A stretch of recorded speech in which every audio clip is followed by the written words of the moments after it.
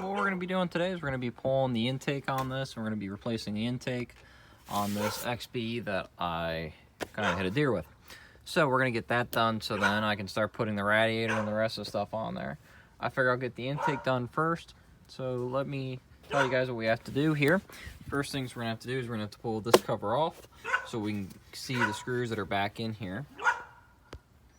And once we get that off, then we can see it. Here's the new intake that I got from Amazon. So it's nothing spectacular, but we can see where the bolts are. So our main bolts we got are actually 1, 2, 3, 4, 5 bolts right there. We got 2 lines and where the mass airflow hooks up is all it looks like we have that hooks up to it. And one little plastic clip down there. So it doesn't seem like it's going to be that hard to actually change this.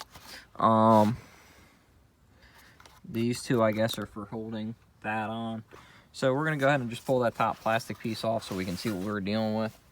And I'm also going to pull this off here. So I'm going to try to get that off, and so that we can get that out of the way. There's the 2 lines that I was talking about there and there. So let's go ahead and get this top piece off first.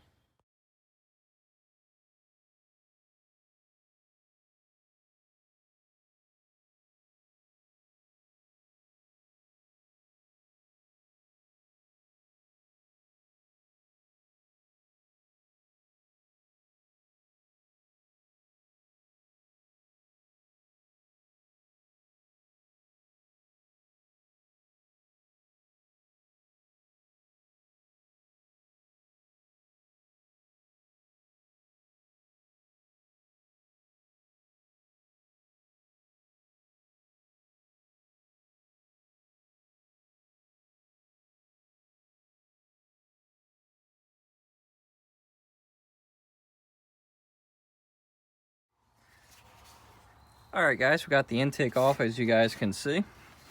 This is why we are replacing it. From when the deer hit it, it actually cracked the intake in there. Can't really see it. I can see it from the inside. Let's see if I can get this. Might have to do this later on where I can get some more light. But you can actually kind of see the crack inside a little bit, but you can see. Pull the deer fur out of there. You can see it right there. Yeah. So it's sucking a massive amount of air from there. So we're gonna replace it, as you guys can see. So we'll throw that one there. Now what I'm gonna do next is I'm gonna lower the new one down in there. And you know what, before I put the new one in, I am going to install the 2 studs here because it uses 1 nut and 1 bolt. So I'm gonna make sure the 1 bolt fits it, which it does. So I'm gonna go ahead and install the other 2 studs there and get that done. So that's ready. I'm gonna match it up to the old one. So let me go do that and we'll be right back. As you guys can see, I went ahead and installed these 2 studs. Also made sure this was sitting in there flush because this one here wasn't sitting flush. So check and make sure all your gaskets are in. I have all my 2 gaskets in. Oops, there we go. Got my 2 gaskets in, and I matched it up to the old manifold to make sure it's exactly the same, and it is. Just the old one, I pulled these off because I wanted them off, so that way I can get in there, spin these around, and push the little clips on them to release it, so I didn't have to worry about it damaging the connectors or slip-on places. So I'm gonna go ahead and drop this back down, slide it on, and do it. You guys could probably do this with the radiator and everything in. I'm just doing it with it all out because I haven't put new ones in yet and I broke them. They kind of broke them with a deer. So for those that haven't seen my other videos. So we're gonna go ahead and put this intake back on and we're gonna go from there.